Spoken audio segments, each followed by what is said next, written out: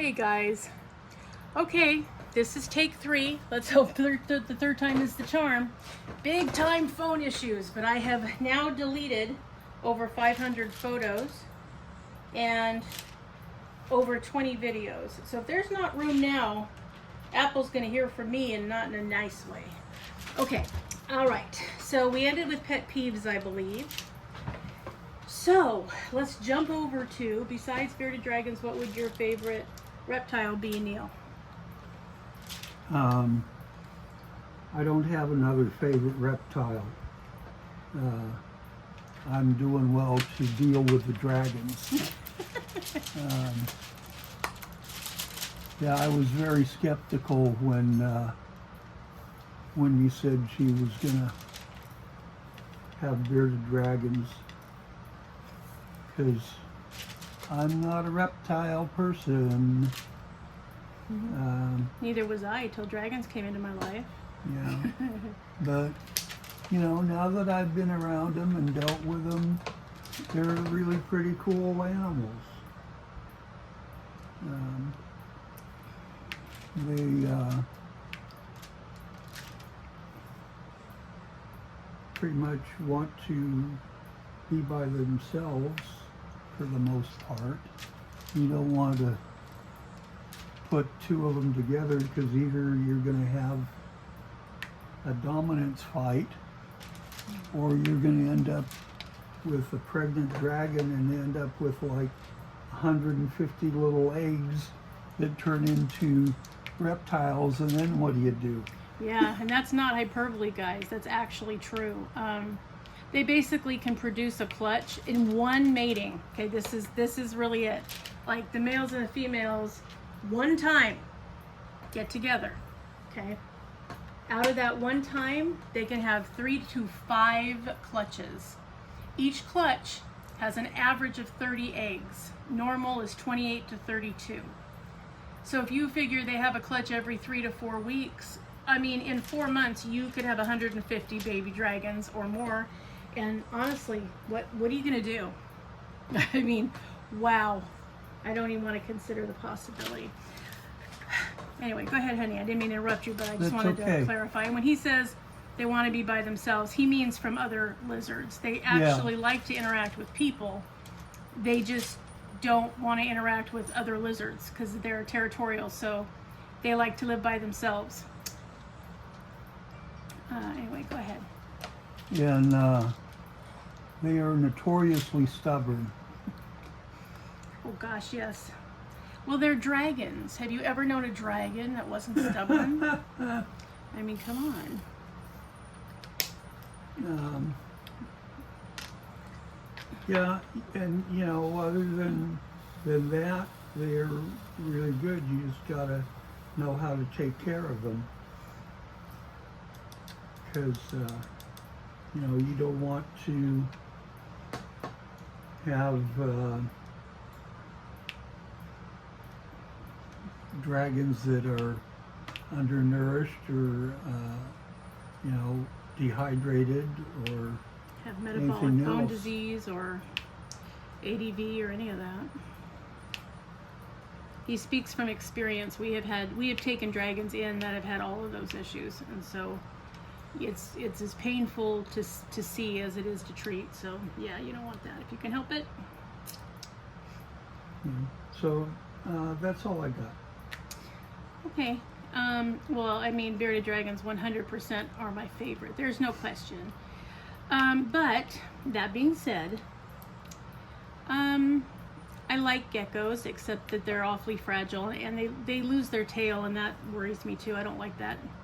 Every time a lizard can lose its anatomy, it's you know, it provides discomfort to me when they do that. I like a Euromastix because they're about the same size as a dragon, and they're relatively nice. They're also an agamid lizard, so the same genus as dragons, but they will tail whip you. I mean, if you cross them, it's not pretty. And they aren't quite as snuggly as dragons are. I mean, they can be perfectly, you know, nice and acceptable, but Yeah, no other reptile is as sociable as dragons are, but I like them. They're fun, and I like the fact that they're vegetarians. You do not have to have any live feeders in your house ever, so that's a good thing. So I like that. And the other issue that I find hard is that they need a basking spot temperature of 120 degrees, which even with the most powerful basking light bulb we have available, that's hard to get that temperature and maintain it. Not to mention, you put that in your house, in any room, it's going to be really warm. So yeah, that would be my drawback there, and why I don't actually have one. But they're diurnal too, just like dragons. So they're awake when you're awake, they sleep when you sleep, whereas the geckos are nocturnal. So they're asleep or hiding most of your waking hours, which is kind of a bummer. So yeah, but those are the two that I like. Interestingly enough, the 3 main reptile pets in the USA and Guam, in this order: bearded dragons are first. They're the most popular reptile pet in the country, followed by leopard geckos, with 3rd place going to ball pythons. So in case you need to know for, I don't know, Jeopardy or something, that's the order that they come in. So yeah. Neil, what animal are you deathly afraid of? I don't like snakes in any capacity, and I wouldn't want to deal with a large cat, you know, like a tiger or a leopard or something. Well, No, thank you. lion cubs are really cute though. But then they turn into very large cats. That they do. That's absolutely true. Okay. I don't know if it's a fear. I think when it comes to fear, I would say I don't like snakes either. I think cobras are beautiful. I love to watch them slither because I think they have such a graceful slither. But they got enough venom to knock you out and kill you, and an elephant too. So I'm not really fond. I like my reptiles with legs, thank you very much. But I'm glad that there are people that appreciate them just for who and what they are. So yeah, but in terms of animals, I really don't like praying mantises in any capacity at all. I know they do a service, they eat bugs, I get all that, I know. But you guys, have you ever looked at a praying mantis? They're not natural. Oh my gosh. They're the creepiest things to look at ever. For one thing, insects are not supposed to walk upright. It's against all laws of man and beast. So that's creepy. They have those great big eyes, and they will look you straight in the face. They are not afraid either. We as humans, as big as we are to them, don't scare them. Something also a little bit creepy. Yeah, I don't like them. If I see them, and I have seen them near my house, I will go back in the house. They can have the outdoors, all yours. I don't care. I'm not going out. Don't like praying mantises at all. So that's that. Favorite dog breed, Neil? Well, I've come to like Chihuahuas a lot. When you like small dogs, I've never really had small dogs. Mine have been medium to large, I guess you'd say. Had a golden retriever mix that I got when I was stationed in Panama, and she was one of those once-in-a-lifetime dogs. I brought her back to the States with me when my tour was done down there.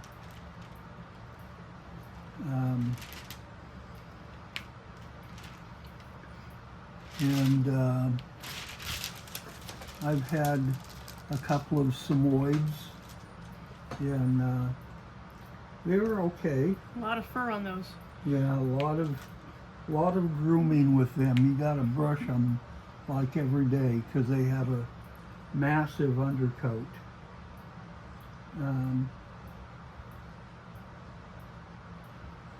And they're not the smartest tool in the shed either. So.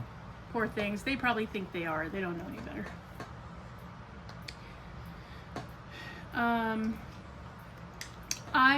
I love Chihuahuas. I think that they're very. I appreciate their attitude. I love the fact that they don't know how little they are. They think that they're a dire wolf, and they don't have a problem letting you know it.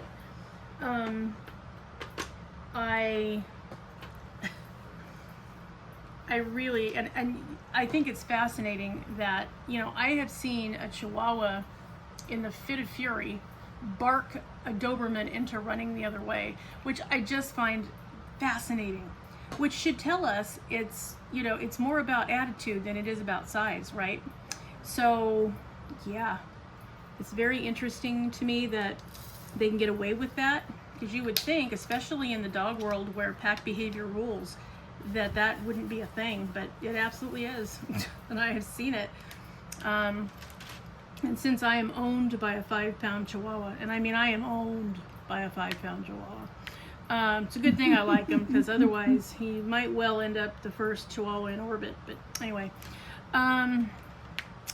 so yes, I appreciate them. I think if you like cats, you probably like cats for a lot of the same reasons. You appreciate, you know, how their regalness, their Napoleon syndrome, you know, all of those same things that I appreciate about my Chihuahua, same thing. And I was a cat person before I was a dog person. But when 2/3 of my kids ended up being allergic, that was the end of that. So I would have cats now, except I can't. So I have Chihuahuas and Chihuahua mixes. But really, my second favorite is Dachshunds. I really like them. I had one when I was a kid, and he was great. So, and our little Gina, she's a Dachshund Chihuahua mix. So she's a Chiweenie with a dash of Pekingese, which is kind of funny, just enough to give her that snaggletooth. So, yeah. So those are my top favorite dog breeds. Thank you, Ray, for the questions. I think we finally got to the end of yours. Woohoo! Yay! Okay, so next, Denise Hudson. Hi, Denise. Oh no, we're gonna do the other page first. Sorry, Denise. Hang on. Jedi Master. Hi. Thanks for answering her question, Neil. Morticia is a good horror wife for you. Not too horror-like either. She's never played D&D, but finds it complex. But they have a long-running radio show over there called Desert Island Discs, where they ask famous people to pick 8 songs they would pick in a book and a luxury item if they were stranded on a desert island. So that's the question for you and I. She said we don't have to pick all 8 songs if we don't want to, but anyway, songs, a book, and a luxury item for a desert island now. The luxury item is our bed. Definitely. Last year, I guess it was, we had to get a new mattress because the mattress we had was beyond worn out, and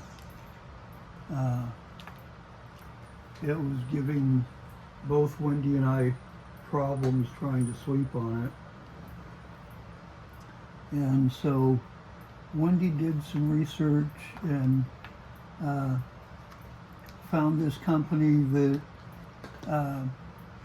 said they have, you know, excellent mattresses and made for larger people. And let's face it, Wendy and I are larger people.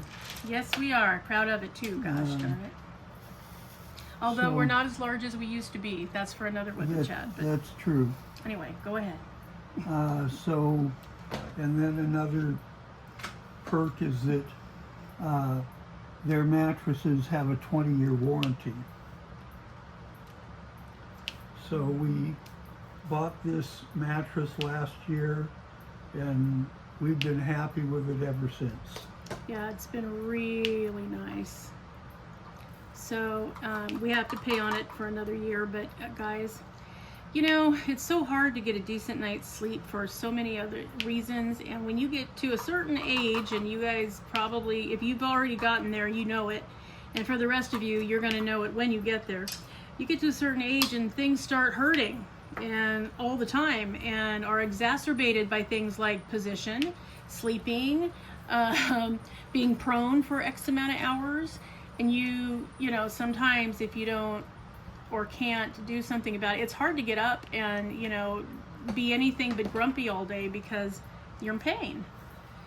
So I was trying to find some place that, you know, if we either A, if we didn't like the mattress, they'd take it back without hassling us, and B, if we did like the mattress, it was going to last. And so after doing the research, I found the place that I thought was best. I brought it to Neil's attention because we had already talked about it. We both knew that we were going to have to replace the mattress. And I said, hey, I've looked at all of them, and I think this might be a good place for us. But it was taking a risk. It's not a Sealy or a Serta or any of that. These are, you know, specifically made in-house, proprietary to this company. And so, but we do have a 20-year warranty, which means after we pay it off, we will still have 18 years, which will be most of the rest of our lives.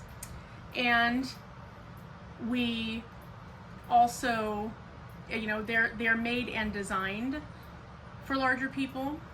And we got like the first, I think it was 45 days maybe, that, you know, it was, you know, free. So if at any time we, you know, in that 45 days we didn't like it, or we couldn't get used to it, or it wasn't for us, they would have come back and just taken it, and, you know, no questions. So I didn't think we had much to lose and we had a lot to gain. So that was my thinking about it. So I told them about it, but, you know, again, it's a risk because it's not a well-known company. They haven't been around that long.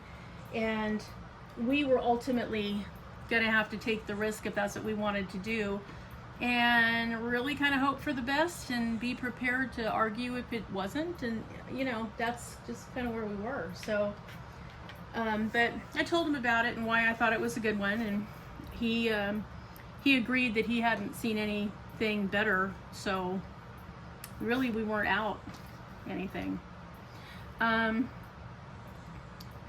So, yes, and we've been very, very pleased. We've had it about a year, and worth every penny. Every single cent was worthwhile. Yep. So, and we don't like the same type of bed. I like mine a little firmer than he likes his. So the fact that we're both happy with it's kind of amazing already. But yeah, it's been true to word. I mean, it's great. The edges don't sink. It doesn't have big, you know, what they call the marriage valley, where you have this big, you know, droop on each side where each of you lay, and then the little like high spot in the middle. Yeah, none of that. So yeah, we've been pretty pleased with it so far. Yep. Anyway, go ahead with your book and your songs, dear. So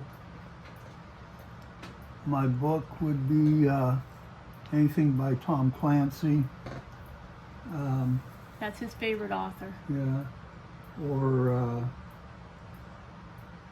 what is his name? E.G. Carroll? No, I don't think his last name is Carroll.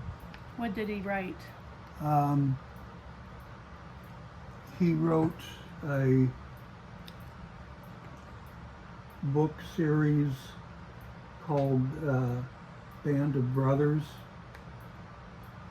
I think it is. No, that's something different. Anyway, he wrote a book series about the Army that starts just after the Second World War, 1946, in Germany, and that particular book is called The Lieutenants, and it is actually required reading at West Point. And so it goes from 1946 through the end of Vietnam, basically, with several different characters. And he's also written a series about the Marine Corps. The first book is just called The Corps, and it is really good also. C-O-R-P or C-O-R-E? C-O-R-P-S. Okay. Music. Fun,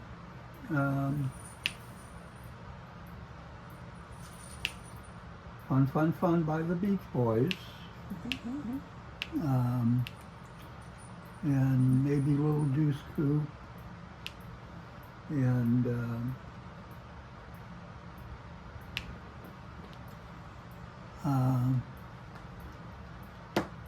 Rock and Roll Is Here to Stay. Doesn't age me, does it? Maybe a bit. Willie Nelson songs, George Strait songs, Merle Haggard songs, Johnny Cash, all those old time songs. Hank Williams Jr. All right, your turn. I'm done. Are you sure? Yeah. Okay. Well, for my book, that would be, it's a toss-up between Stephen King or Dean Koontz. I like both of them very much. I've been a Stephen King junkie for a long time, like since I was a kid. I think I was 12 when I read my first Stephen King book, which, like a lot of people, was Carrie. And I very quickly after that read Salem's Lot. And then, but I think I was hooked for good when he wrote It, because Pennywise is my horror husband and love that story. And I prefer the Tim Curry version, but that's just me, of Pennywise. But so and yeah, so books by the two of them would be perfect. Either one would be fine. So yeah, whichever one I could get my hands on first. Now for songs, I'm a child of the 80s, so I have kind of eclectic taste because my dad, as I've told you before, was very musically inclined and gave me a wide language of music, and I will forever be grateful for that. Thanks, Dad. I think probably, first of all, I want to take the entire soundtrack to Hamilton. That's an absolute must. Have to do it. Absolutely love the music, which is saying something, because I'm not that big a hip hop or a rap, person. I mean, a couple of songs that I like, but it's just not my favorite genre of music. But I'm telling you, that was so phenomenal. Either that or I have to take Lin-Manuel Miranda with me. Either one's okay with me. I think he's taken. Yeah, well, maybe. I think we both like the Beach Boys. I would take Wish They All Could Be California Girls, because I'm a native California girl, so duh. So I'll take that one. And then getting back to the 70s and 80s music that I really like, I would take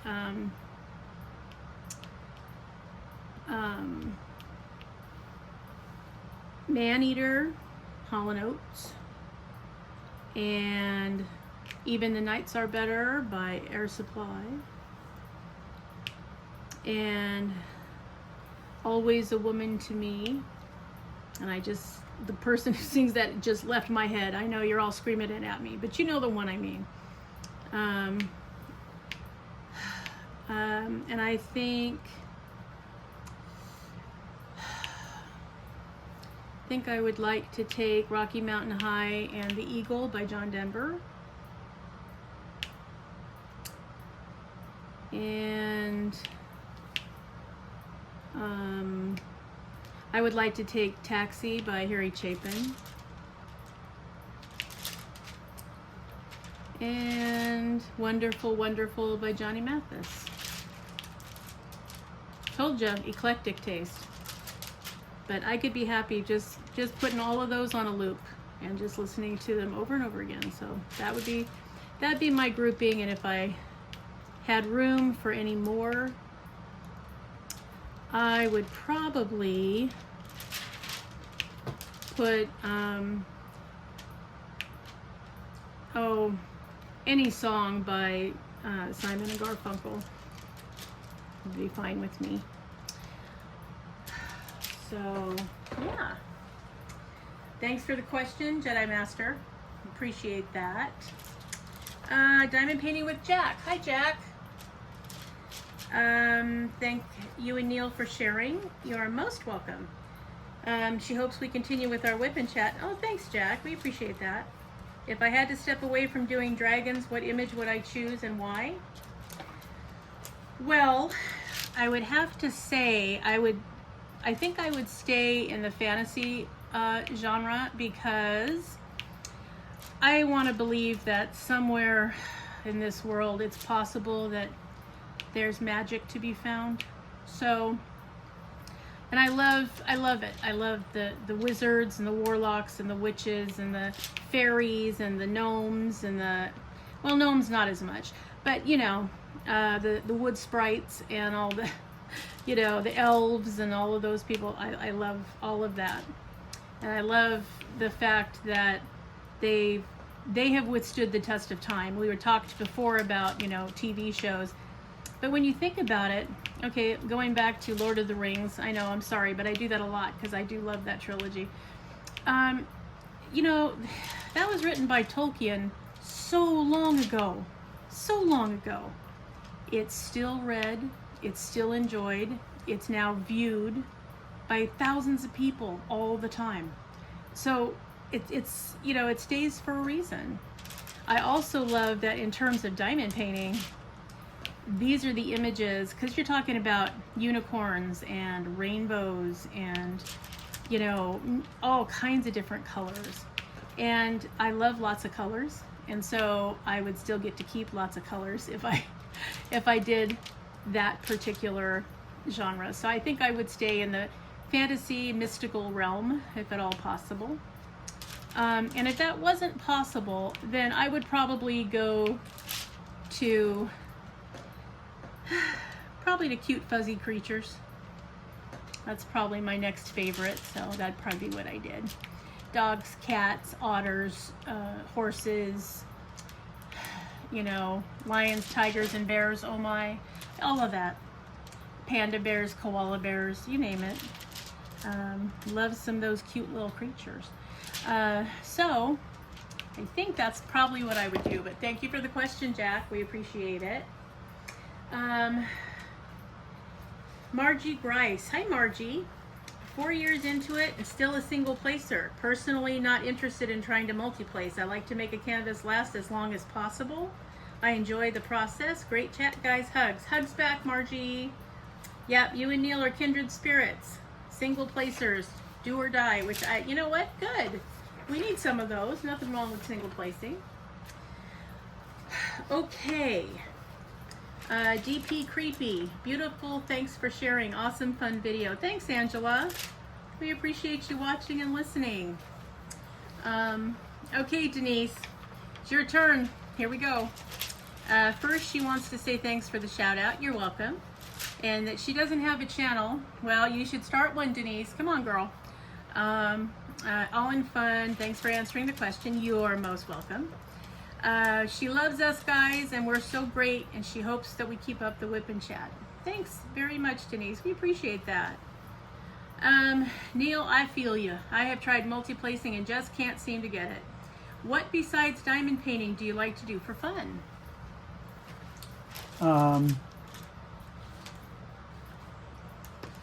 Well, I've been interested in firearms since I was a young teenager, and I like to hunt. I haven't gotten to do any of it in years now because the, kids, and now I'm older and not going to exactly run out in the field and set up a hunting spot. But I like to target shoot, and I have learned quite a bit about firearms.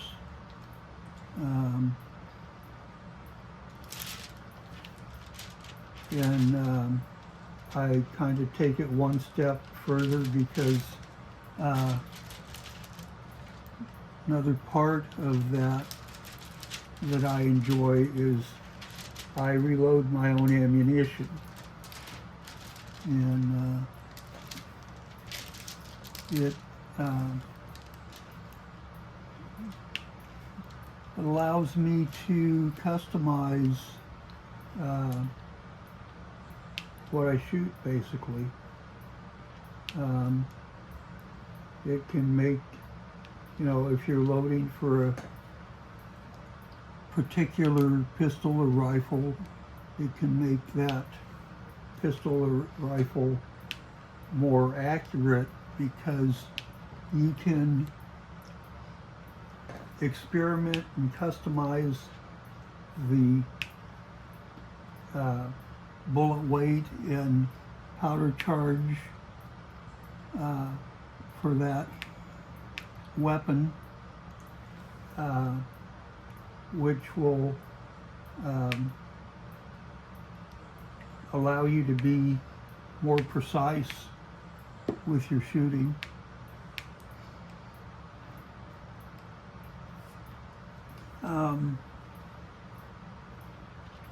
I used to have several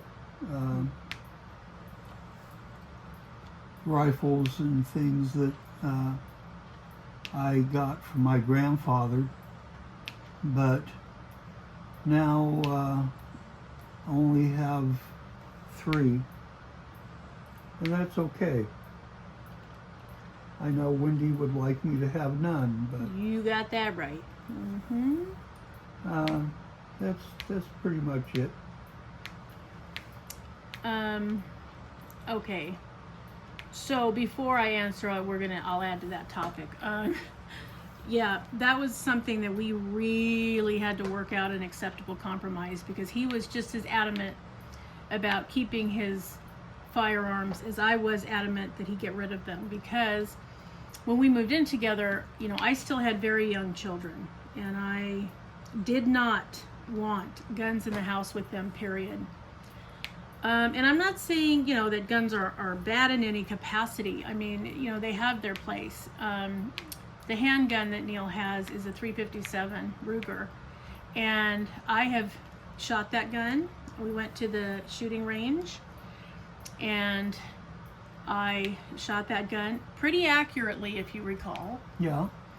And it is fun. There's no question about it. Of course, that gun has a bit of recoil. You got to really hang on to it. But I enjoyed myself. We had a good time. We talked about it. He showed me the appropriate way to check to see if it's loaded, where the safety, all of that stuff is, which is good, because if I ever needed it to protect my children and myself, I needed to be proficient with it. So I appreciated that.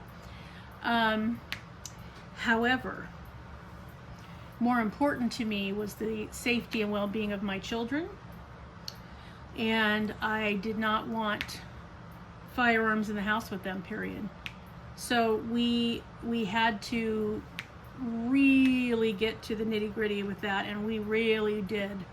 So the compromise was that they had to be under lock and key or combination safe, and he had to be the only one that could access it, and that the ammunition had to be stored separately, and that they could not be out for cleaning, maintenance, checking, loading, unloading, reloading, whatever, when the kids were home. He had to do that when the kids were not here, which, he did. And then the kids got older, grew up, moved away. and the only one that was left was Jared, and he actually asked me if it was okay to learn about gun safety from Neil. And boy, I'm glad I didn't have a knee-jerk reaction, because my first response was like, oh my God, no, you're not going anywhere near that. But then reality kind of set in, and I realized that if he were anywhere out in the community and happened to come across a firearm, you know, it would be good if he knew a little bit about what to do and what not to do. And I thought, who better to teach him than his stepdad, who had been in the military, who had, you know, been a civilian, who had been in law enforcement.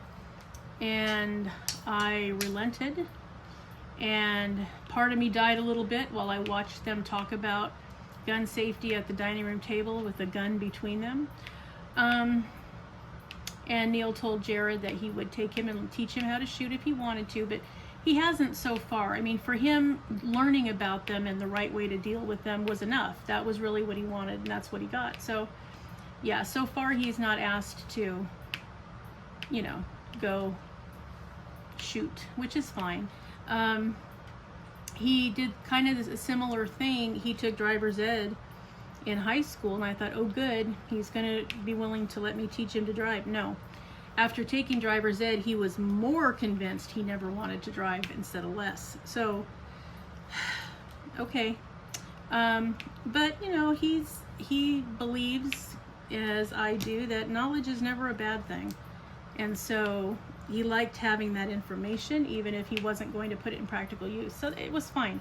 It was fine with the gun too. It took me by surprise and made me sick to my stomach, but you know, it was okay. We got through it, and I was really glad as I sat there watching Neil explain things to him that, you know, Neil was here to do it, because I think that was very important. Okay, now then. Well, let me say one more thing. Okay. As far as gun safety goes, whenever you find a firearm, pick up a firearm, whatever, the first thing that you have to do for your own safety and for others' safety is to determine whether the firearm is loaded or unloaded. And if it's loaded, if you don't need to use it immediately, you should unload it. Just for safety's sake. And that includes not just the cylinder or the magazine, but the barrel too. Yeah, the chamber. Yeah, you have to check, because you know, it might appear empty, but there might still be a cartridge ready to shoot, you know, in the chamber. You have to check the whole thing. If I saw one, I'd go, oh, that's not good, and I'd go tell somebody, you know, I'd probably call 911 and say, can you guys come get this, because I'm not touching it, period. I don't want anything to do with it. I think, and if any of you followed any of the parts of any of the trials about the incident on the Rust film, where Alec Baldwin shot and killed somebody accidentally on a gun that was supposed to have been a prop, you know, my feeling is that he probably isn't going to be touching firearms for a while either. So there's that. While we're on the subject, Neil, before I answer what I like to do when I'm not diamond painting, since, you know, very recently the Supreme Court removed the ban on bump stocks for rifles, how do you feel about assault weaponry, and do you think they should be allowed in the general populace? Because, you know, you've been in the military, you've been in law enforcement, you've been a civilian, so I think that you are uniquely qualified to answer this question. Okay. The quote-unquote assault weapons that you can go into a arms dealer and purchase are what is called semi-automatic weapons, which means that the for every time you pull the trigger, the mechanics of the rifle will extract the spent cartridge after it's fired and load a new cartridge automatically. But then to shoot again, you have to pull the trigger again. So bump stocks eliminate that requirement that you pull the trigger again, right? Yeah, well, what bump stocks do is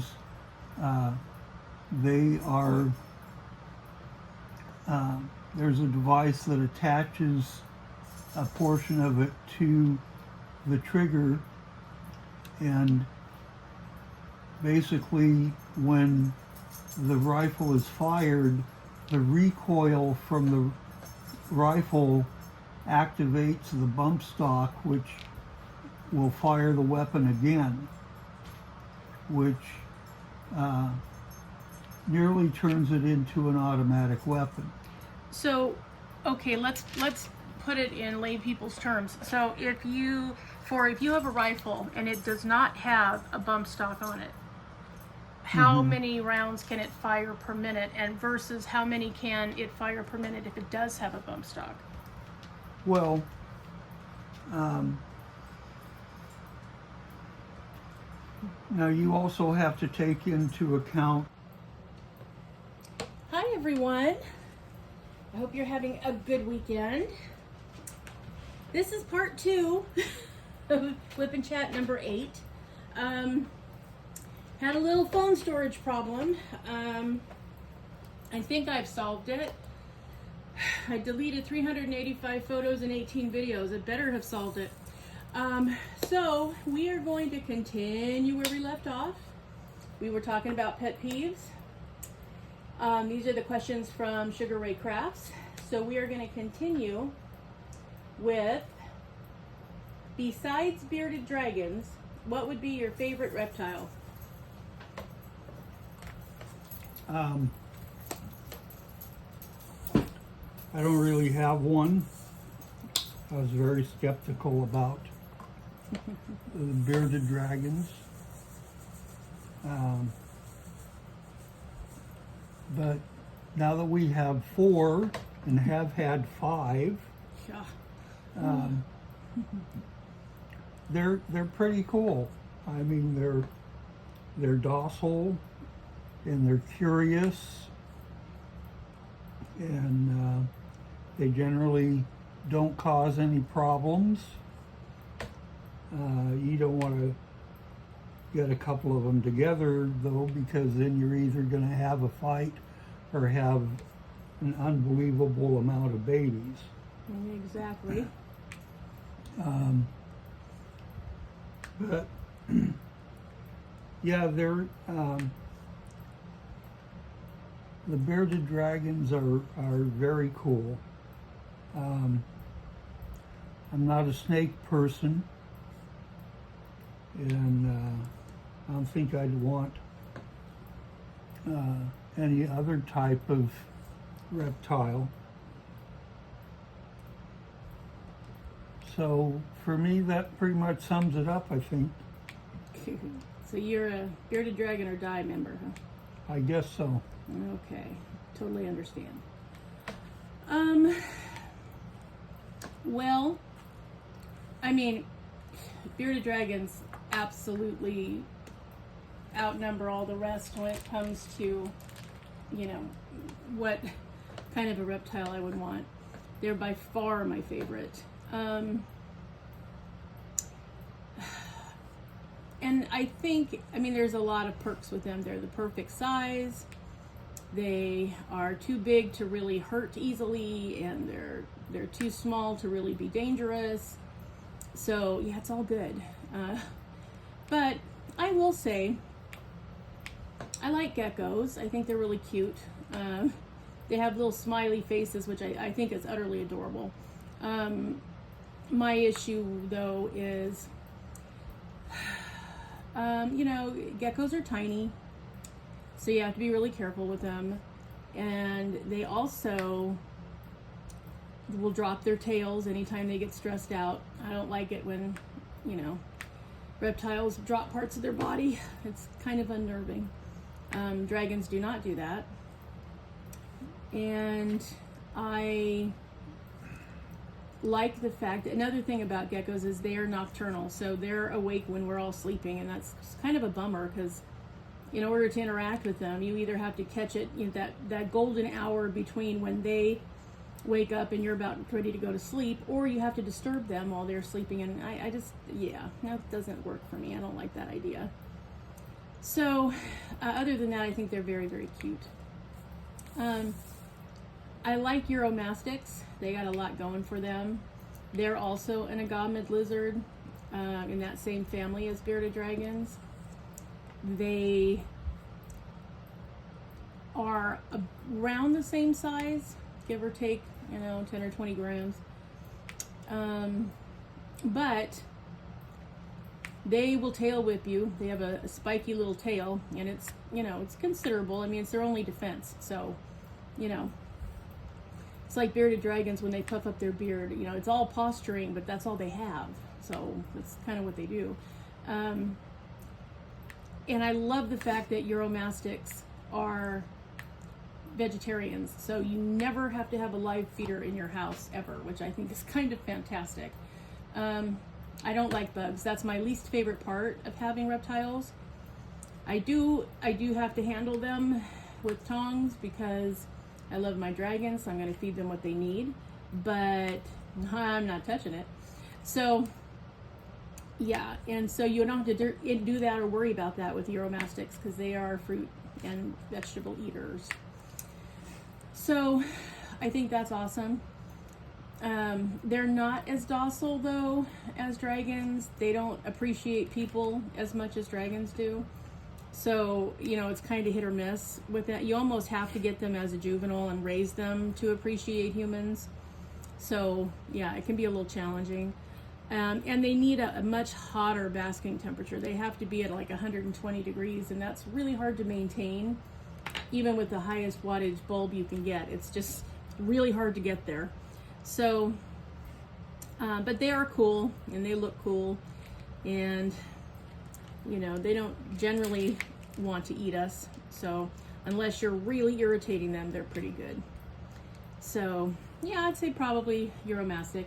It is interesting though, if you don't know this, that bearded dragons are the #1 reptile pet in the USA and Guam, followed by leopard geckos and ball pythons. Those are the top 3 pet reptiles in the country. So you might win Jeopardy with that. You don't know. Now you know. So yeah, that would be my answer. What animal are you deathly afraid of, Neil?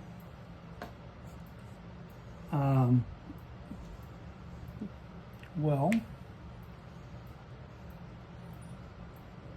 I don't think that I would like to deal with any kind of large cat species.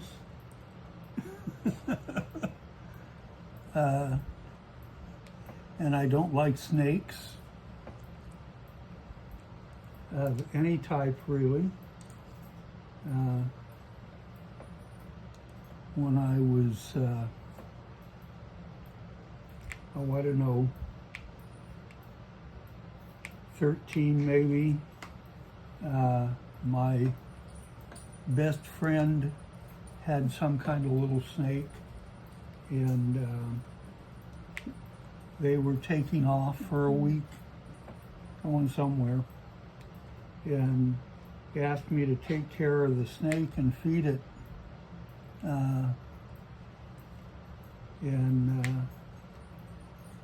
You know, he gave me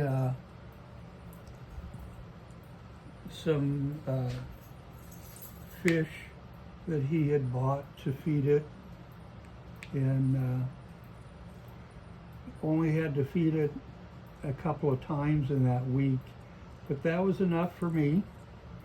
Not doing snakes. Do you know what kind of a snake it was? I don't. Little green snake, maybe 8-10 inches long. Huh. I don't know. But when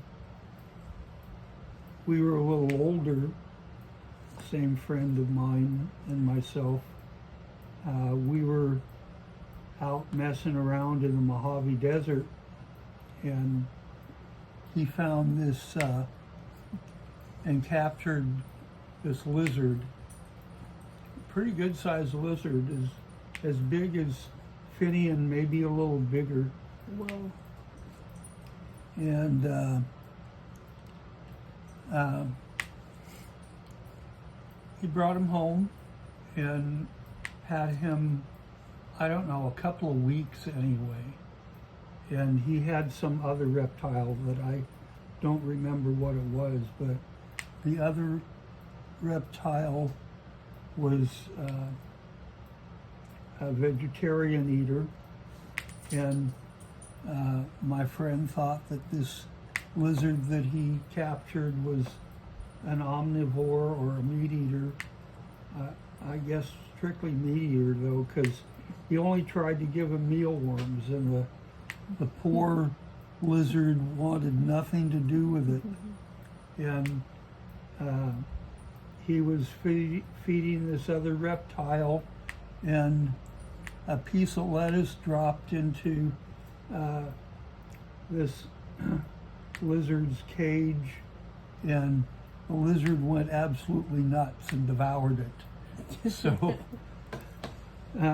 my friend realized, oh, hey, it's a vegetarian. Was that the chuckwalla that he had? It was. Oh, okay. Good God. Poor lizard. He's probably sitting there going, I'm starving, man. Give me something to eat. Not realizing that they didn't know he was a vegetarian. Okay, is that the end of your scared ofs? Yeah. Okay. I'm not overly fond of anything venomous, really. But I think the one I dislike, and it's not venomous, but I'm not really afraid of them. I just think they're creepy.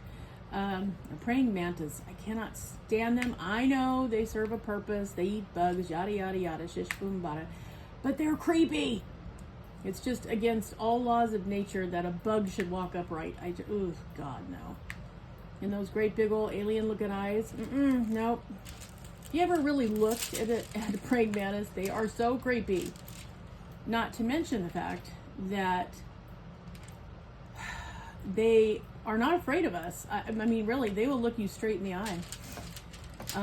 Another thing that bugs should not be comfortable doing. So, yes, I don't like them at all. I want nothing to do with them. I know a lot of people really like them and think they're cool. Nope, I think they're creepy as all get out. So, no, thank you, not for me. And I'm not overly fond of snakes either, although I think that monocle cobras are beautiful. And I love how fluid their motion is. It's just really something to see. But yeah, I wouldn't want one for a pet. Let me just say that. So that's probably, the one I dislike the most is praying mantises. Favorite dog breed, Neil? Can we go back a minute? Sure. Do you want to tell them about Devin's contribution to your phobia? No. Okay. No, I don't think so. Anyway, so favorite dog breed? Well, we have Chihuahuas now, and Chihuahua mixes, and I've come to like the breed very much. But before we got together, I was pretty much a larger dog person. We had a golden retriever mix that we had gotten when I was stationed in Panama, and this dog was one of these once-in-a-lifetime dogs. She was great with the kids. She was a loyal companion. She wanted to play all the time. And of course, being a retriever, she loved water.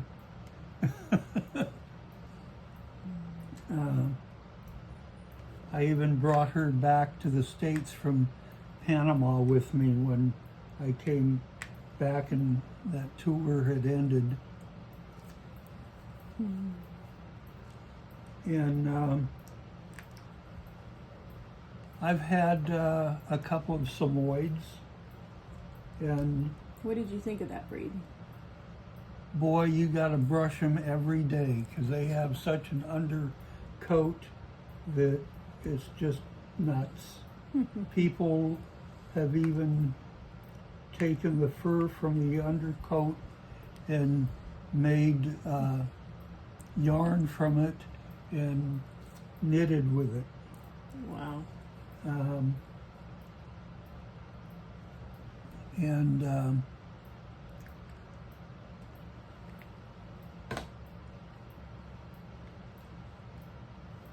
the first one we had was quite a barker, but the reason she was a barker was because she was afraid of her shadow.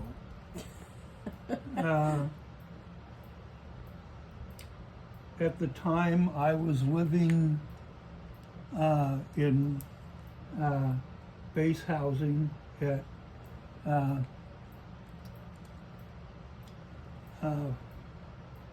Fort Benning, Georgia, and it was a two-story apartment. And when somebody came to the door, you'd hear all this barking and everything, but people outside didn't realize that the dog was on the landing going up to the second floor, barking from there because she was scared to death. How much did that dog weigh? Oh, I don't know, 35, 40 pounds. Wow. Something like that. And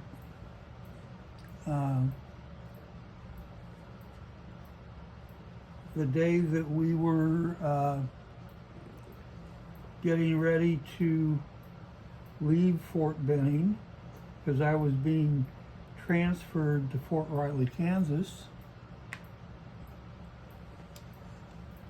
the dog escaped from us running out the front door, and we couldn't find her. We looked and looked and looked and could not find her. We finally had to just go and leave her there. Have no idea what happened to her. Poor thing. She probably was so sad, didn't know what happened to her family. Yeah. And the second one that we got when I got to Fort Riley, because my wife at the time was enamored with the breed. So I bought her a puppy, and we had this dog, a year, 18 months, something like that. And she was not the smartest tool in the shed.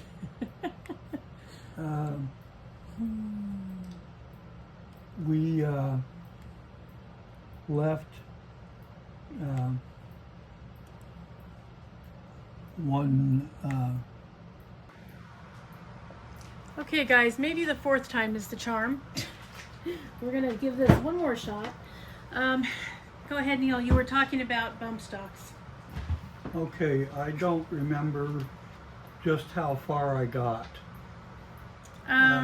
Well, suffice it to say, bump stocks make weapons that are semi-automatic, automatic, right? Yeah, And they basically. can throw a spray of bullets. Yeah.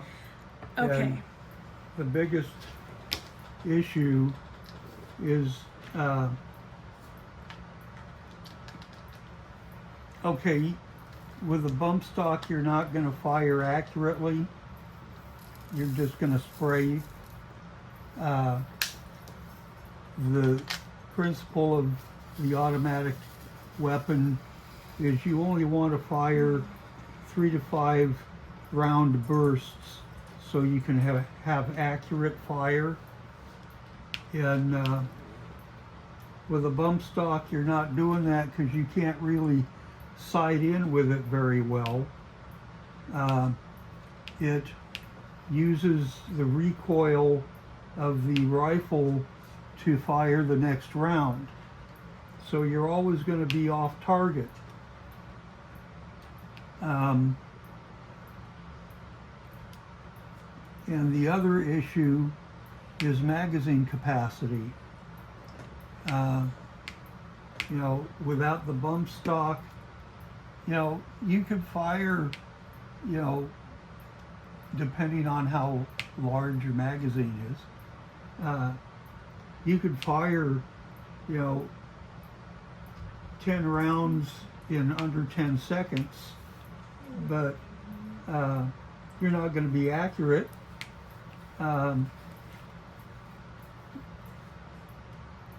And going back to magazine capacity,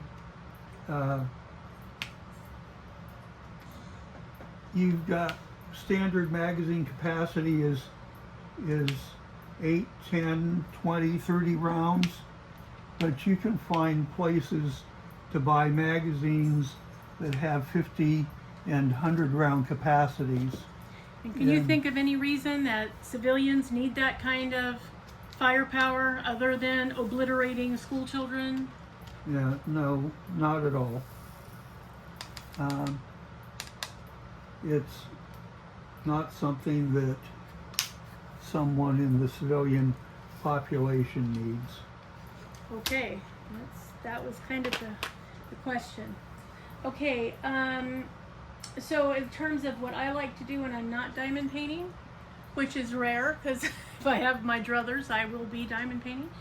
But I'll be rubber stamping, or I will be reading a book, or I'll be watching a movie because I love to watch movies. I like the classics, I like current, I like, you name it, and I'll be watching it. So that's mostly what we do. I might be listening to the radio if I have to organize something. But you know, if I have to. So that's what we do for fun. Thanks for asking, Denise. Appreciate that. Crafty Chef Diamond, Chef Laura. Hi, Chef Laura. She says, hi, fantastic show. I might try the ruler. I'm still on the fence about using one. Wonderful questions everyone is asking. That is really true. You guys are the bomb. Look how well you are doing. Maybe I missed it in another chat. How long have you both been diamond painting? Have a great week. See you on the road. Hugs back at ya. Well, Chef Laura, I have to tell you, you really, really should give the rulers a shot, because I was not a fan of rulers, honestly. I mean, I really wasn't. And our friend Donna over at Diamond Art Joy kind of forced the issue and made me try it. And I didn't like it the first 2 to 3 times. By the 4th time, I found a new appreciation for it, because not only was I able to paint faster, especially with squares. Squares are my nemesis totally. I was able to paint faster. I didn't have to do as much straightening at the end because they were already in beautiful rows. And the thing I really like about it that I didn't even think about before I used it is that if you get a crappy drill, you find it out nearly right away because it doesn't fit right in the ruler mesh. So, or the ruler, you know, area that's allotted for it. So I love that, because then I don't have to worry that there's, you know, some kind of an issue happening and I'm going to be sorry, kind of a thing that I used a drill that I should have just put in the trash. So yeah, I would recommend that you try it 4 times and then make a decision on whether or not it's something you want to continue. But let me know when you do how it goes, what your thoughts are, because I would be interested to know how you feel about it. I know that you like to single place, and I know that you like to freehand. So yeah, I would love to know your thoughts if and when you get a chance to try it. Okay, and thank you, Chef Laura, for the question. Hope you're having a wonderful visit in Colorado. Give everyone hugs for us. Okay. Tansy, we did get your response, and totally fine. Okay, guys, this will be the 5th and final attempt at this. So if it cuts off, you'll know what happened. Apparently, I need to get a phone with more storage. Apparently, 256 gigs is not enough for me. Who knew? Anyway, the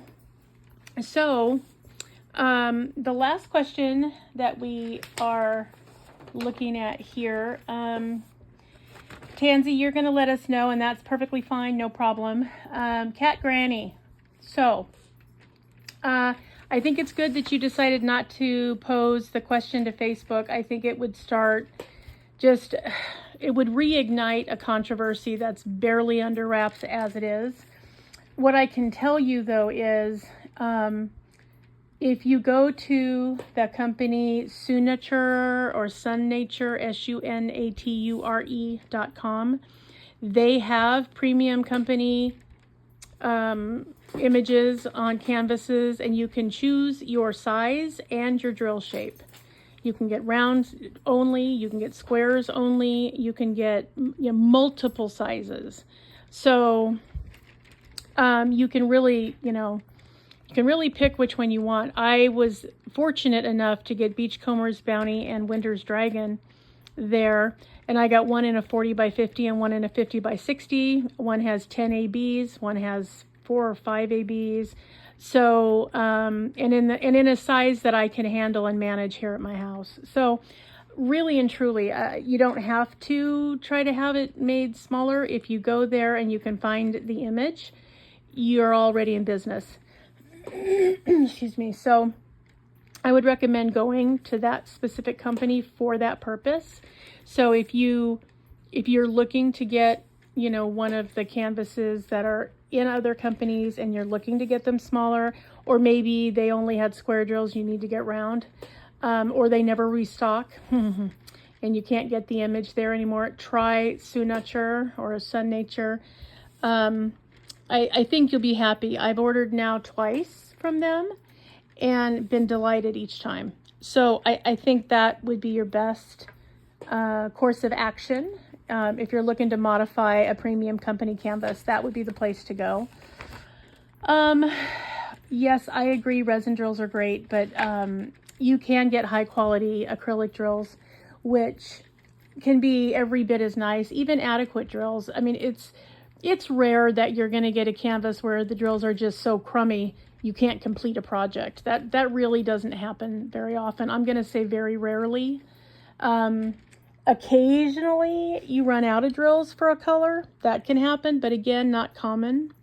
So I think that you're going to find that you're not going to have as much trouble as you think. I'm sorry you had a bad experience with one company. That's such a bummer, because that becomes your baseline, and then you got to figure out, do I want to go out on a limb for this company now that I've already had that experience with that company? So, it's a whole big problem, and I totally get it.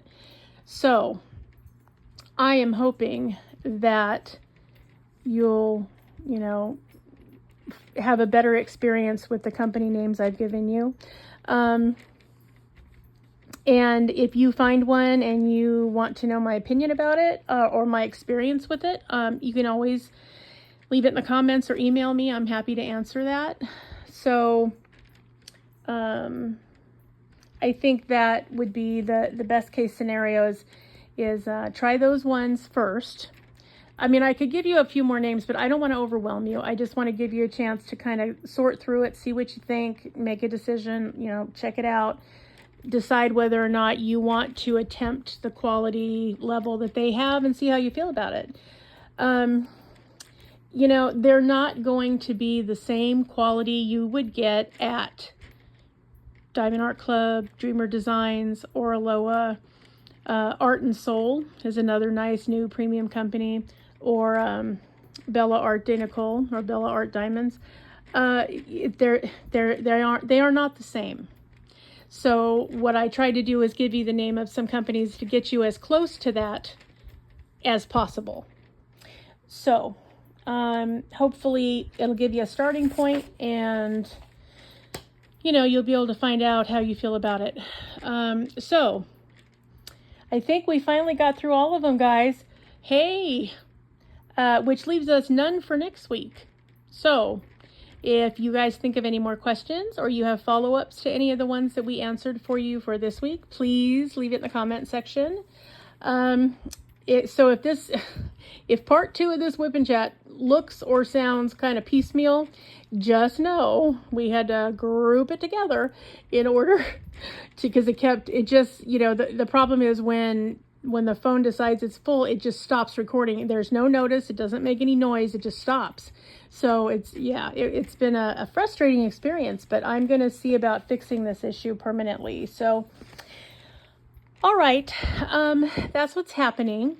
I'm going to have some unboxings for you. I have some friend mail. I have Raven Diamond Art. I have 2 Temu hauls. So yeah, and I have a Diamond Art Club unboxing, and I even got an off-campus project from Walmart that I want to share with you because it's a good deal right now, and I'd like you guys to get in on it. So that's what's happening. Anything you want to add, Neil? No, I don't think so. Thanks for tuning in. Yeah, definitely, and for hanging with us. I'm sorry it's chopped up this week, you guys. We're going to fix it, I promise. Just bear with us. A little bit of patience, please, while we figure this out, because it's, you know, it's a thing. I had to call my millennial son to figure out what the heck is going on and how do I fix it, and it's a thing. And the thing is, we're on a family plan, so I have lots of room. We have 2 terabytes full of space for the family, for the iCloud, but that doesn't help with what's on your phone. So it's a whole thing. I just need a phone that has more space. So, all right, you guys, I hope that all of you have a wonderful rest of your weekend. And I really hope that you aren't disappointed that you joined us. I know it seems it's been a little bit weird, but the painting is coming along. So I'm just scanning over it now so you guys can see what's been accomplished and how much more we have, which is not a whole lot. So yeah, so it's coming along. A lot of this side that Neil's working on is light color, so it's hard to see, but you can see the sparkle. Yeah, so we're doing, it's coming along. I'm really delighted to see it's coming along because I've been wanting to see this one done for a very long time. So all good, very happy with it. Love the colors. A lot of dark colors, but the ones that are brighter colors are really pretty to work with. So it's coming along, and we hope that, you feel like your questions were answered. If you don't feel that way, or you want us to elaborate or anything, just leave it in the comments, and we will definitely do it at the next WIP N Chat. And we really hope that you guys are staying cool. It's pretty hot out there now, you guys. So please stay hydrated. Please stay cooled off. We don't want anybody passing out or worse. And remember, always be a dragon.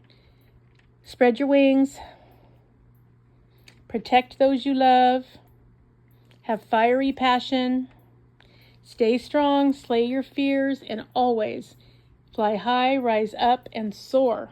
All right, everybody, have a great weekend. Thank you again for joining us. Hugs to each and every one of you. We love you dearly, and we will see you in the next one. Bye, guys. Bye.